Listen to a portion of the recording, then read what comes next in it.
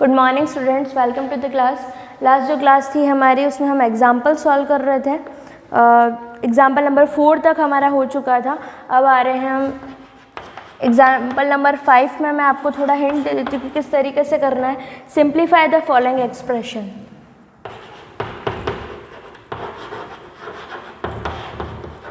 Simplify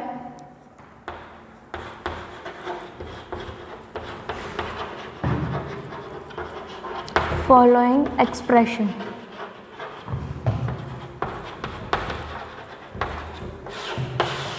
okay, अब इसमें क्या होगा कि आपको कुछ टर्म्स दे रखी होगी, जैसे 5 plus √7 multiply with 2 plus √5। Simplify करना है, बहुत ही ज़्यादा इजी है। जैसा लिखा है वही चीज़ आपको करनी है। यहाँ लिखा है, यहाँ देखो 5 प्लस √7, बीच में कोई साइन नहीं है, इसका मतलब वहाँ मल्टीप्लिकेशन है, इंटू 2 प्लस √5 है। तो इसको आपको सॉल्व करना रहेगा, इन दोनों टर्म्स को मल्टीप्लाई करना रहेगा। तो ये क्या तरीका रहता है मल्टीप्लिकेशन का। अगर सिंपल सा कहा जाए कि 5 मल्टीप्लाई विथ 2, वहाँ तो कोई इशू नहीं, डायरेक्टली आप 10 लिख लोगे। लेकिन जब कभी भी कहा जाता है 2 × 5 + x, तो क्या करते हो आप, 2 का मल्टीप्लाई, जब इसको सॉल्व करना है तो 2 का मल्टीप्लाई 5 से भी होगा और x से भी होगा। तो 2 5 = 10 प्लस 2 × x 2x। ये तो हो गया वन टर्म है बाहर की तरफ। अगर बाहर की तरफ 2 प्लस y होता तो क्या करते हैं, तो यहाँ 2 जो था वो हर एक टर्म से मल्टीप्लाई होता, तो यहाँ पर y + 2 है, तो इस y का जिस तरीके से 2 का मल्टीप्लाई दोनों टर्म से हो रहा है, वैसे ही y का मल्टीप्लाई भी दोनों टर्म से होगा। तो दोनों का each term would be multiply with each term. तो ये जो y है वो 5 से भी मल्टीप्लाई होगा और x से भी। ये जो 2 है वो 5 से और x से दोनों से ही मल्टीप्लाई होगा। तो इसको किस तरीके से करते थे आप, y, जैसे y फर्स्ट लिया, y का मल्टीप्लिकेशन 5 से भी और x से भी, y × 5, 5y लिखो या फिर y × 5 लिखो, एक ही बात है, प्लस y × x। तो ये हो गया yx, चलो ठीक है yx लिख लिया, plus 2 × 5 10, 2 × x 2x। Each term को ईच टर्म के साथ मल्टीप्लाई करना है। तो यही चीज़ हो रही है आपके पास, ये जो एक्सप्रेशन क्वेश्चन में गिवन है उसके साथ, उसमें भी यही चीज़ आपको बता रखी है कि 5 प्लस √7 मल्टीप्लाई विथ 2 प्लस √5। तो ये कैसे किया जाएगा, यहाँ पर दो चीज़ें हैं, 2 प्लस √5 और मल्टीप्लाई में ये 2 है, तो यहाँ पर भी ये दोनों टर्म का मल्टीप्लाई इन दोनों ही टर्म से होगा, एक भी छूटना नहीं चाहिए। तो ईच टर्म यानी कि 5 का मल्टीप्लाई 2 से भी होगा और √5 से भी होगा। तो करते हैं, 5 का मल्टीप्लाई 2 से, 1 बाय 1 बता रही हूँ मैं कि फर्स्टली क्या हो रहा है, 5 × 2। नाउ 5 का मल्टीप्लाई √5 से, तो विद साइन लिखना है। अगर वो नंबर प्लस का है तो प्लस का लिखो, माइनस का है तो माइनस का। 5 × √2, चाहे तो प्लस लगाया नहीं लगाया कोई बात नहीं, 5 × √5 तो पॉजिटिव ही आएगा, ये प्लस का ये भी प्लस का, तो प्लस 5 × √5, चाहे ऐसे लिखो चाहे बीच में मल्टीप्लाई करके लिखो, प्लस √7 × 2, तो ये क्या होगा, √7 × 2, अंदर नहीं ले लेना है, अंडर रूट के अंदर, प्लस इस √7 का मल्टीप्लाई 2 से भी होगा, √5 से भी, 2 से हम कर चुके हैं, √5 से होगा, तो √7 × √5। क्लियर है यहाँ तक। अब ये पता कैसे रहेगा, जैसे यहाँ पे 2 टर्म थे, यहाँ पर 2 टर्म थे, टोटल कितने प्रोडक्ट्स आपके पास आने चाहिए थे, 2 मल्टीप्लाई विथ 2 4। तो यहाँ पर जो टर्म्स आएगी वो टोटल 4 आनी चाहिए, क्योंकि ये इन दोनों से होगा, ये भी इन दोनों से होगा, तो 2 प्लस इसके वाले भी 2, तो कितने एलिमेंट्स हो गए, 4 एलिमेंट्स हो गए, 1 2 3 और 4। तो 5 2 = 10, 5 √5। अब ये 2 √7 ऐसे जम नहीं रहा, तो 2 को हमने आगे लिख लिया, 2 √7। इसका मतलब यही होता है 2 × √7 प्लस √7 × √5। हम जानते हैं कि √of a × b that is equal to √of a × √of b। तो रिवर्स भी पॉसिबल है, √a × √b लिखा है तो दोनों पर रूट लगाकर आप ऐसे ही लिख सकते हो। जैसे कहीं पर ऐसे लिखा होता है √a/√b, तो उसके अंदर आप पूरे पर रूट लगाकर उसको लिख सकते हैं। सिमिलरली यहाँ भी होगा, ये दो अलग अलग मल्टीप्लाई में थे तो आप ओवरऑल होल रूट लगा करके उन दोनों नंबर्स को लिख सकते। तो यहाँ पर लिख लो 7 × 5, या फिर नहीं लिखना चाहते तो भी कोई इशू नहीं है। वैसे रूट 7 × 5 इज़ 35, ये कितना हो जाएगा,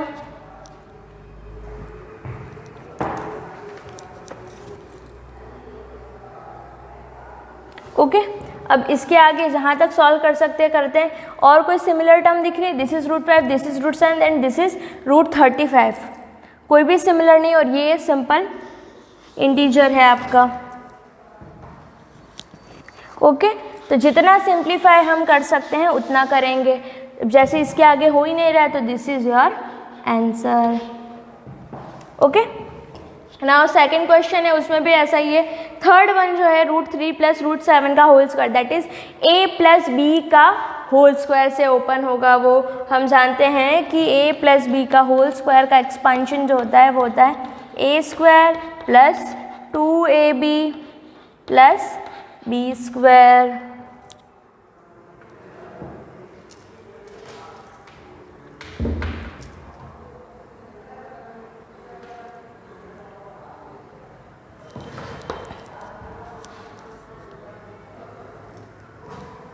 प्लस b²। अब इसके बाद जो है इसके साथ के जितने भी एग्जाम्पल, जैसे एग्जाम्पल 5 में काफ़ी सारे क्वेश्चन है, फर्स्ट मैंने बता दिया तो नेक्स्ट आपको ट्राई करना है। आफ्टर दिस एग्जाम्पल नंबर 6 की बात करते हैं।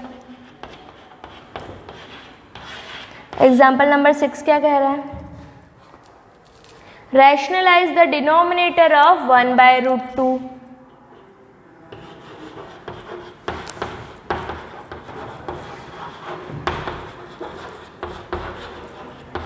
The denominator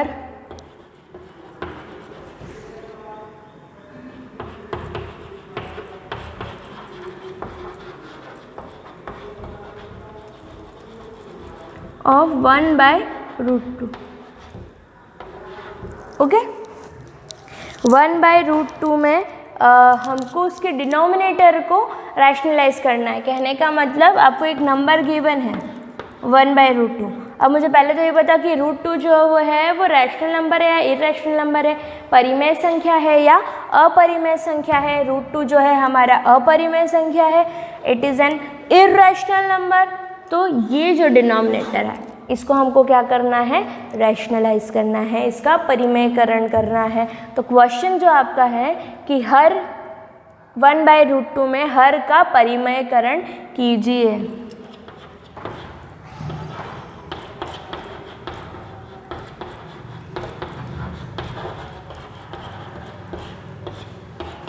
इसको एक रैशनल नंबर बनाना है, सिर्फ हर को, हाँ, इट इज़ नॉट नेसेसरी, ऊपर वाले को कुछ नहीं करना है, इसको हमको परिमेयकरण करना है। तो क्या करेंगे, जो भी आपका नंबर दे रखा है, जैसे √2 आपको दे रखा है, तो हम क्या करेंगे, जब भी कोई ऐसा नंबर होता है, जैसे लिखा है मैंने 4/6, okay.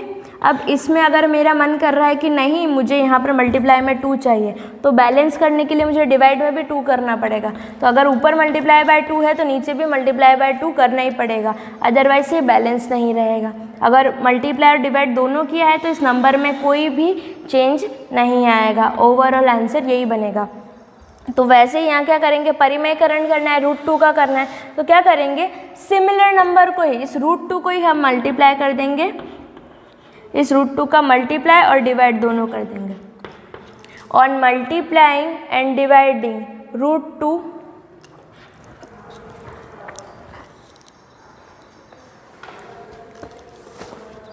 on multiplying numerator and denominator by √2, अंश व हर में √2 का गुणा करने पर, अंश व हर में √2 का गुणा करने पर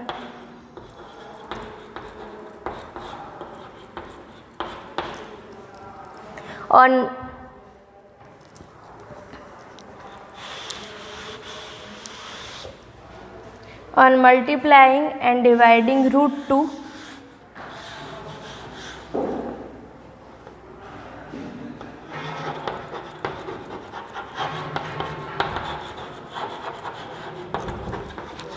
numerator and denominator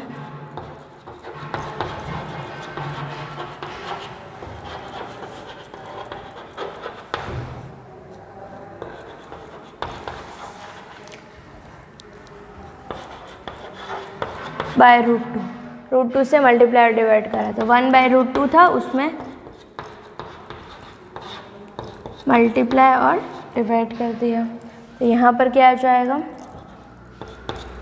√2 multiply with 1 √2 और अपॉन में क्या आ जाएगा, √2 इंटू √2। पहले भी बात कर चुके हैं, सिमिलर नंबर के रूट्स को जब आप मल्टीप्लाई करते हो तो आपके पास सेम नंबर वापस आता है। √x into √x is x, √2 upon √2 is your answer. अब 2 जो है वो रैशनल नंबर है या इरेशनल नंबर है? रैशनल नंबर है। हमारा काम बस इतना था कि इस डिनोमिनेटर को रैशनल बनाना है, परिमेयकरण बनाना है। अब इस √2 को अपन ने 2 बना दिया, मतलब हमारा काम हो गया। It is the rationalization of denominator. वो बात अलग है कि न्यूमरेटर में एक रैशनल एक इरेशनल नंबर आ गया है, तो वो हमको चलेगा, बट डिनोमिनेटर को चेंज करना है यहाँ पर बस। इसी तरीके से कोई भी नंबर आपको दे तो उसको आप कन्वर्ट कर सकते हैं।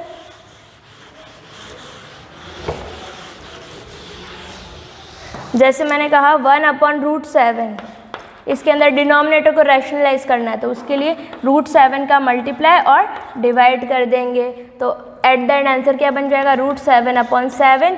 तो यहाँ पर डिनोमिनेटर जो है आपका वो रैशनलाइज हो गया है, हर का जो है वो परिमेयकरण हो चुका है। Now the next question, example number 7 जो है आपका, उसमें भी ऐसा ही है, रैशनलाइज द डिनोमिनेटर ऑफ 2 + √3। 1/2 + √3 है।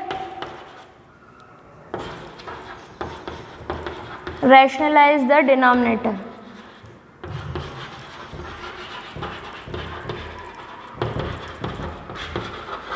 ओके।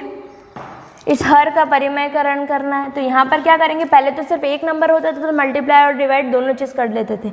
अब यहाँ पर क्या है, 2 + √3, एक पूरा नंबर दे रखा है जिसमें एडिशन में है। तो इस सिचुएशन में क्या करेंगे, जहाँ पर डिनोमिनेटर में कोई भी दो नंबर्स एडिशन या सब्ट्रैक्शन में हो, तो उसमें क्या करना है, आपको उन दोनों के बीच का साइन चेक करना है।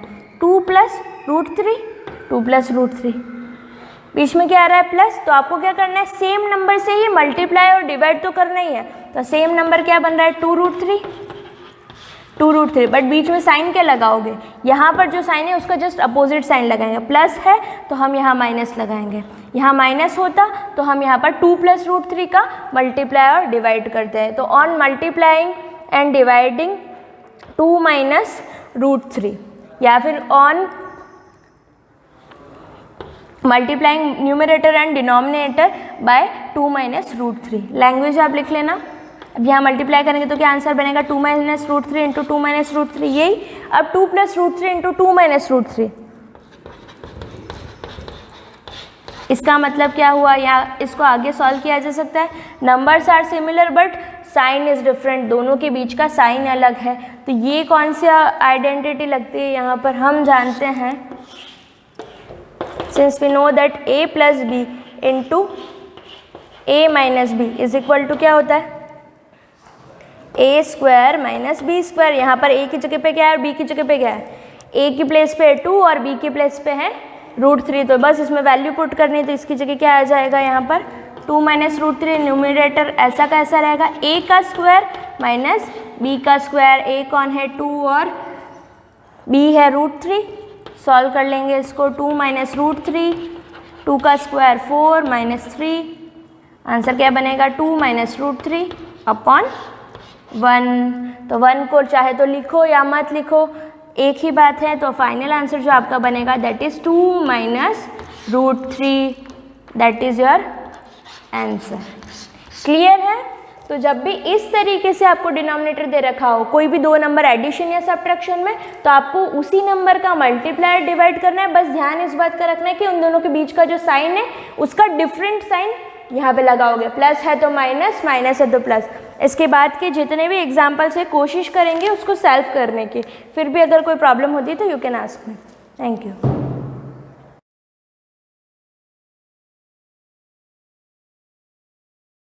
Good morning class. 9th class में लेसन जो हमारा चल रहा है 5th यूनिट ऑफ लाइफ का, उसका पार्ट 11 कंटिन्यू करेंगे।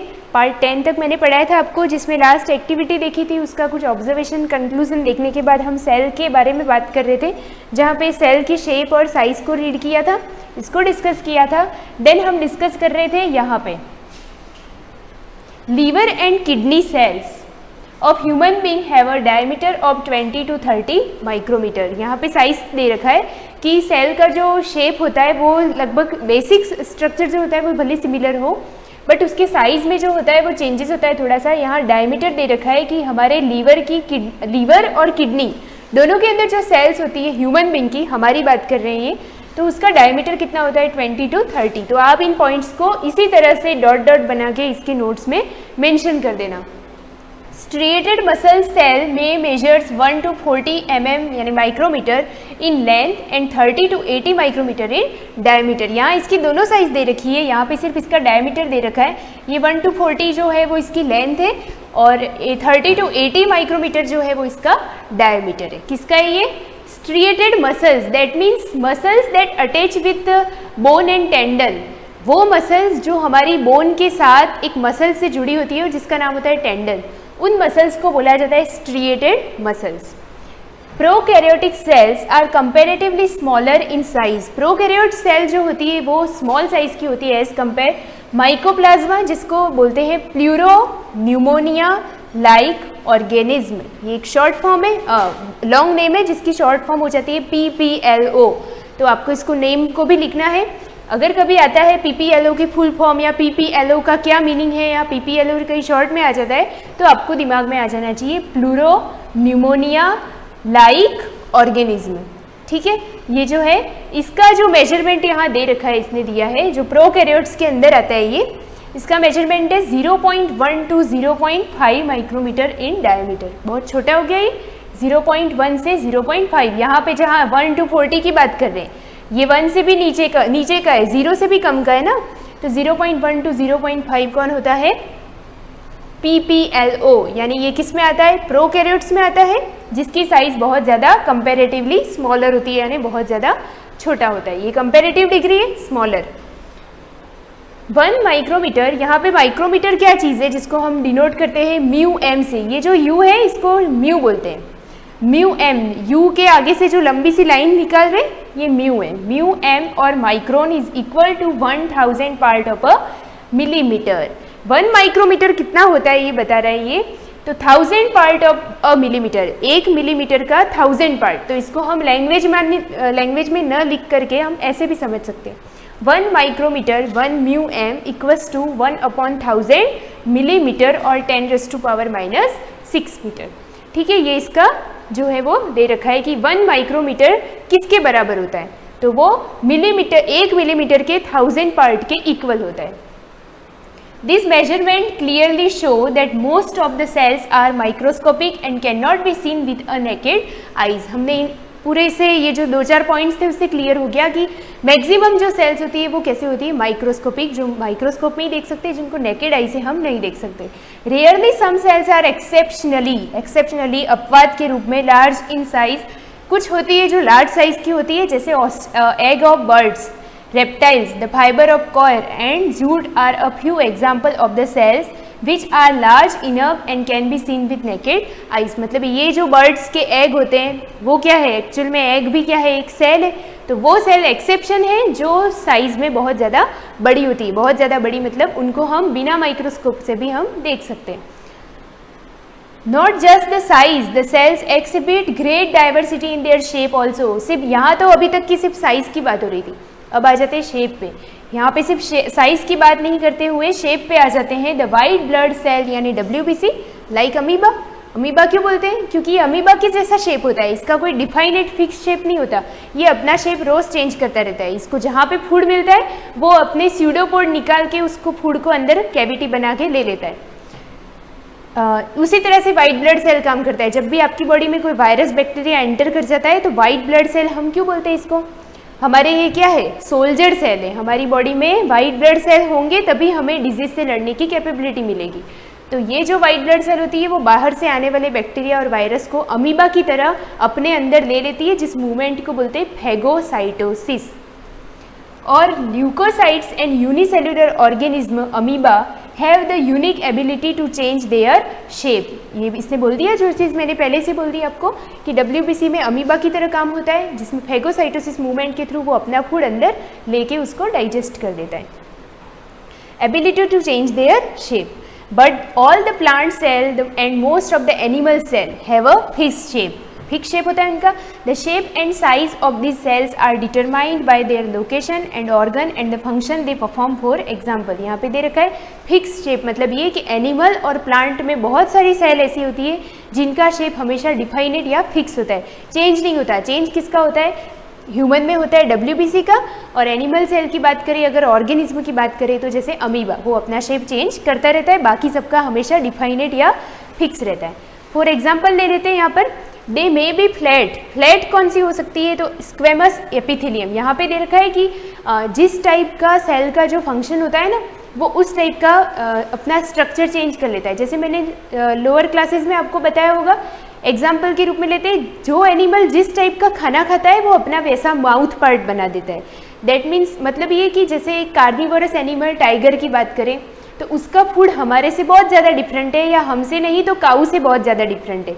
तो दोनों के माउथ पार्ट में बहुत फर्क हो जाता है, दोनों के टीथ का स्ट्रक्चर भी चेंज हो जाता है, क्योंकि वो कार्निवोरस एनिमल है, उनको फ्लैश खाना होता है, उनको चीर फाड़ करनी होती है स्किन को, तो उनके जो साइड के कैनाइन्स टीथ होते हैं वो बहुत ज़्यादा शार्प होते हैं।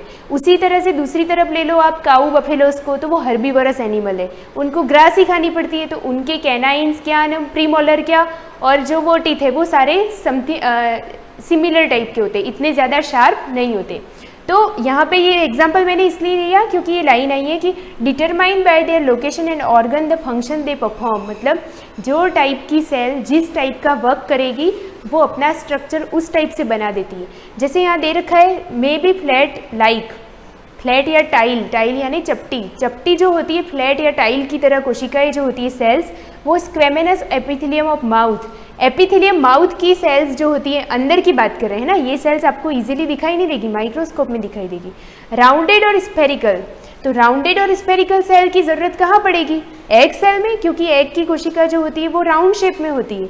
उसके बाद है लीवर सेल, तो लीवर में जो सेल होती है उनका शेप पॉलीगोनल होता है, क्योंकि वो उस टाइप का कुछ फंक्शन करती होगी तो उसके अंदर एडेप्टेशन आ जाता होगा, तो उसकी सेल पॉलीगोनल शेप को कैच कर लेती है। नेक्स्ट है स्पिंडल शेप्ड। स्पिंडल शेप किसकी होती है? तो smooth muscle cells, spindle shape, ये आपको ये टेबल पूरी बनानी है, यानी मसल्स की जो सेल होती है स्मूथ वाली, उसका शेप कैसा होता है? स्पिंडल यानी फाइबर जैसा। और फिर है स्केलेटल और स्ट्रिएटेड मसल्स। स्ट्रिएटेड ऊपर नाम आ गया था, स्केलेटल मसल्स यानी स्केलेटल के अंदर जो लगी हुई मसल्स होती है उसका शेप कुछ होता है सिलेंड्रिकल, ठीक है।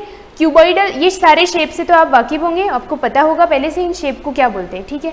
जर्मिनल एपिथेलियम है स्टमक लाइनिंग, हमारे स्टमक के अंदर इनर जो लाइनिंग होती है, लेयर जो बनती है, वो हमारी किस शेप की होती है?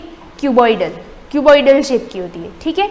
और फिर स्पर्म सेल जो कि रिप्रोडक्टिव सेल है, इसका शेप जो होता है वो होता है टेडपोल लाइक, टेडपोल जैसा शेप होता है इसका। टेडपोल जो होते हैं वो जो फ्रॉग के जो एग्स निकलते हैं, उन एग्स से जो फर्स्ट में प्राइमरी जो फ्रॉग स्टेज निकलती है, सबसे पहले जो बेबी फ्रॉग निकलता है उसको टेडपोल बोलते हैं। The red blood cells are erythrocytes of human beings are biconcave disc like osteocytes और बोन सेल। ऑस्टियोसाइट ये नया वर्ड है, तो इसका यहाँ पे और करके दे रखा है बोन सेल, आप दोनों वर्ड लिखना ताकि आपको याद रहेगा। बोन सेल को क्या बोलते हैं? ऑस्टियोसाइट्स। क्या बोल रहा है ये कि हमारे रेड ब्लड सेल में जो इरिथ्रोसाइट होती है वो बाइकॉन्केव डिस्क का शेप होता है उसका। उसके बाद ऑस्टियोसाइट और बोन सेल जो होती है have many cytoplasmic process and therefore appear satellite और स्टार शेप। सैटेलाइट का मीनिंग है स्टार शेप, मतलब हमारी बॉडी में जो ऑस्टियोसाइट यानी बोन सेल जो होती है, छोटी छोटी हड्डियों के पास में जो कोशिकाएं होती है, सेल्स होती है, उनका शेप कुछ स्टार के जैसा होता है। Likewise, a nerve cell has many cytoplasmic processes. These processes or extension of the cell enable it to make connection with several other nerve cells. It means that the cell differentiate or take unique shape to perform a specific function. मतलब ये कि जिस type की cell को जहाँ पे जो काम करना होता है वो अपना शेप अलग अलग कर लेता है। हम ये नहीं बोल सकते कि सारी सेल की जो शेप होती है वो फिक्स होता है, साइज़ अलग होता है, साइज़ में वेरिएबल होता है, वो हमने ऊपर देख लिया कि लीवर में इतना होता है, किडनी में इतना होता है, ये सब देख लिया। अब शेप की बात कर रहे हैं तो यहाँ पे शेप जो होता है उसका वो भी डिफरेंट टाइप का सेल का शेप होता है। यहाँ पे नर्व सेल दे रखा है, नर्व सेल वो होता है सेंटर पॉइंट जहाँ से हमारे सारे सेंस ऑर्गन से मैसेज लेके आती है। तो वो कौन लेके आती है? Nerve cell.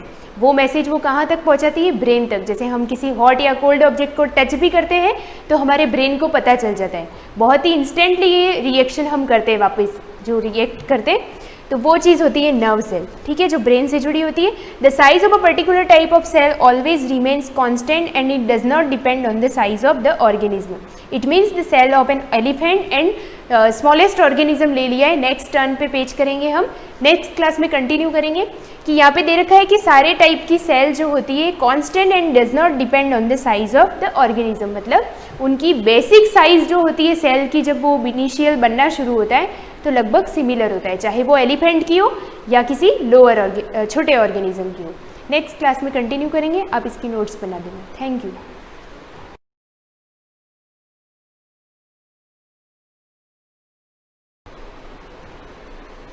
Good morning students, हम पॉलिटिकल साइंस के अंदर सेकंड चैप्टर पढ़ रहे थे constitutional design.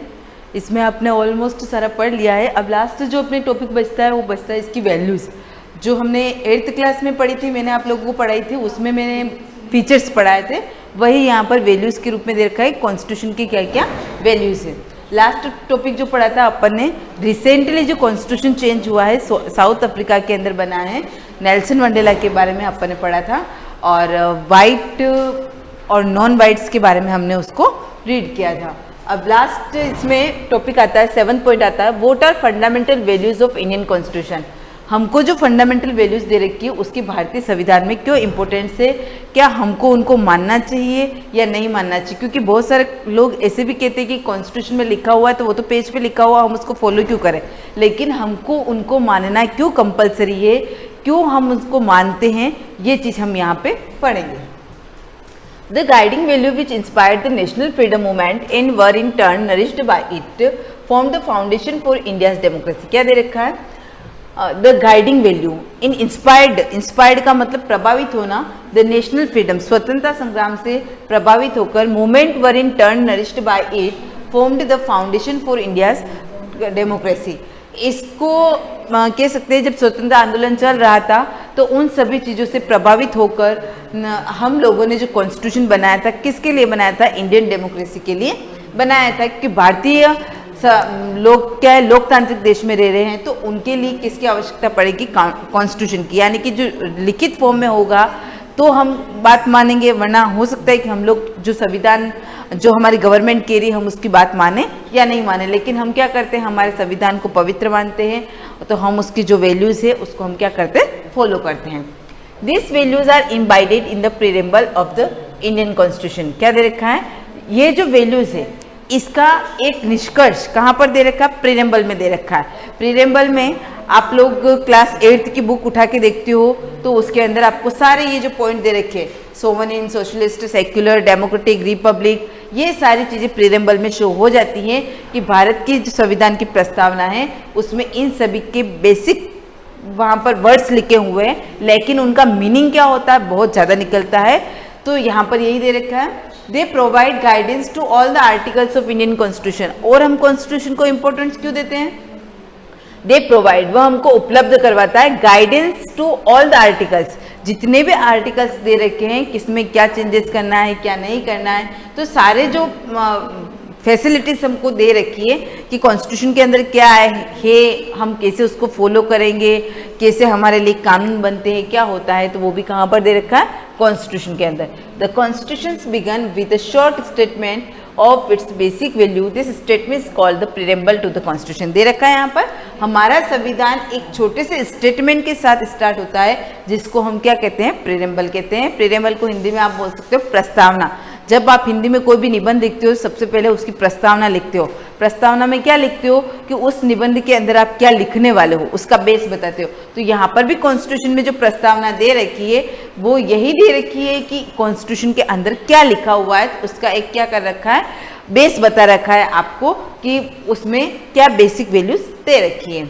Inspired by the American model, ये किस किस से इंस्पायर्ड हुआ है? American model. Most countries in the contemporary world have chosen to begin their constitution with a preamble. और बहुत सारी कंट्रीज ऐसी है, क्योंकि मैंने आप लोग को ये बात बताई होगी, नहीं भी बताई है, तो भारत का जो संविधान बना है उसमें जो प्रीएम्बल ऐड किया गया है वो प्रीएम्बल हमने किसको देखकर किया? अमेरिका का जो कॉन्स्टिट्यूशन बना हुआ है उसको देखकर ऐड किया। यानी कि अमेरिका के कॉन्स्टिट्यूशन में फर्स्ट में प्रीएम्बल लिखी हुई है, तो भारत में जब कॉन्स्टिट्यूशन बना तो हम किससे इंस्पायर हुए थे? अमेरिकन मॉडल से। लेकिन हमारे कॉन्स्टिट्यूशन के अंदर जो लैंग्वेज ली गई है, लैंग्वेज बहुत कह सकते हैं कि बहुत अच्छी लैंग्वेज है, तो उस लैंग्वेज को जो लिया गया है वो ऑस्ट्रेलिया के संविधान से इंस्पायर तो किससे हुए थे? अमेरिका के मॉडल से। यानी कि अमेरिका के संविधान में क्या दे रखा था?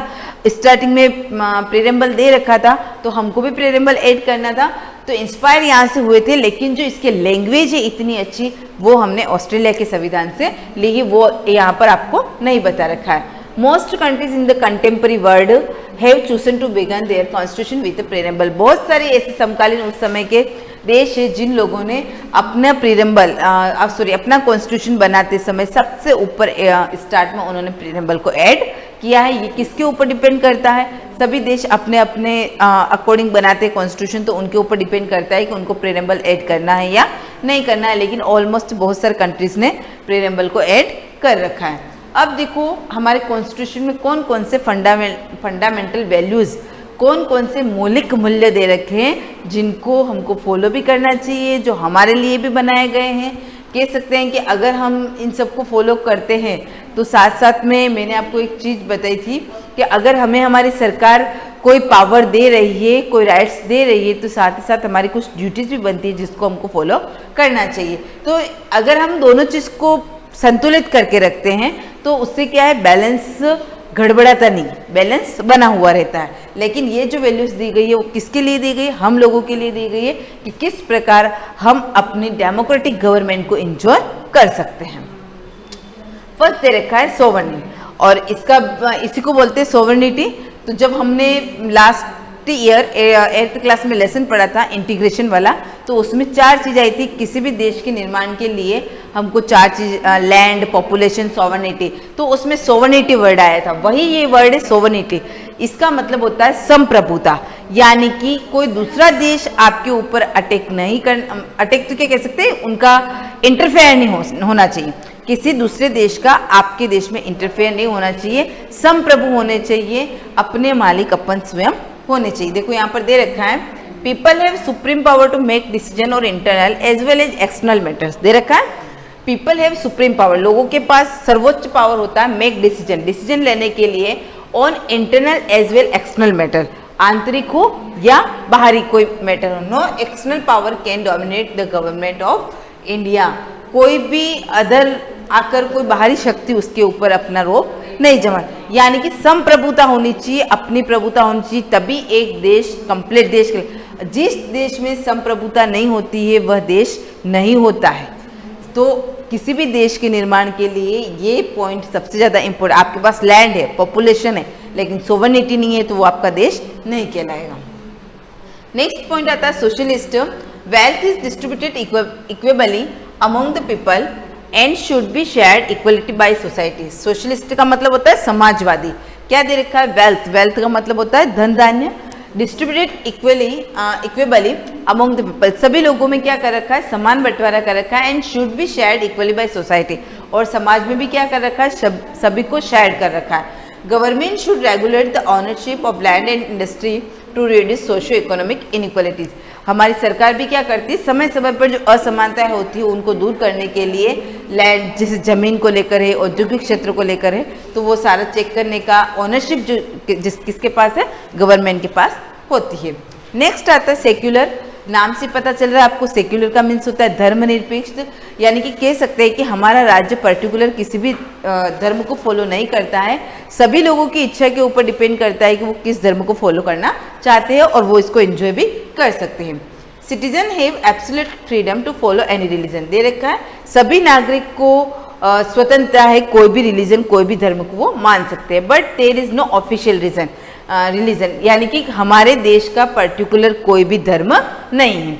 Government treat all religious belief and practice with equal respect, क्या दे रखा, गवर्नमेंट ट्रीट ऑल रिलीजन, हमारी सरकार सभी धर्मों के ऊपर विश्वास करती है और सभी को समान रिस्पेक्ट देती है। ऐसा नहीं है कि हिंदू धर्म को इम्पोर्टेंस दी जाए, मुस्लिम को नहीं दी जाए, तो सभी की इम्पोर्टेंस है और जिस पर्सन की जैसी इच्छा है हम अपना धर्म परिवर्तन भी कर सकते हैं, किसी भी धर्म में मंदिर में जा सकते हैं, मस्जिद में जा सकते हैं, किसी प्रकार की गवर्नमेंट उसमें रोक नहीं लगाती। हम लोग आपस में झगड़ते हैं हिंदू मुस्लिम के नाम पर, तो ये हमारे विचारों का मतभेद है, सरकार का उसमें कोई भी इंटरफेयर नहीं होता है।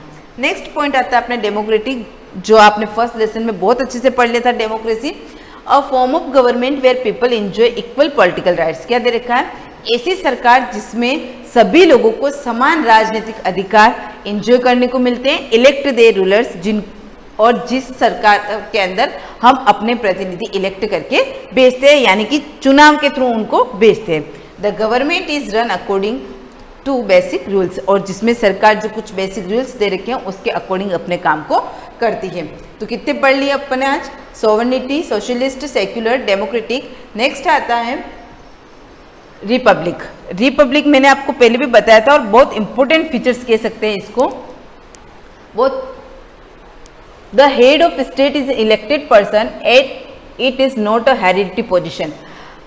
वर्ड पहले आपको एक दे रखा है, डिस्क्राइब भी वन लाइन में कर रखा है, लेकिन बहुत ज़्यादा इंपॉर्टेंट है कि हमारे देश को रिपब्लिक कंट्री कहा जाता है। क्यों कहा जाता है कि हमारे देश में जो हमारे देश का प्रथम नागरिक प्रेसिडेंट है उसकी जो पोस्ट है वो हेरिडिटी से सेलेक्टेड नहीं होकर इलेक्शन के थ्रू उसका चयन किया जाता है, इसीलिए हमारे देश को रिपब्लिक कंट्री कहा जाता है। यही इसकी इंपॉर्टेंट है कि हमारे यहाँ पर जो फर्स्ट पर्सन जिसको माना जाता है प्रथम नागरिक हमारे देश के प्रेसिडेंट, उनकी जो पोस्ट है वो हेरिडिटी से नहीं आती, वंशानुगत नहीं आती। जैसे कि अभी मिस्टर रामनाथ कोविंद हमारे प्रेसिडेंट है, तो ऐसे नहीं उनके पुत्र वापस इस पोस्ट पे बैठ जाएंगे।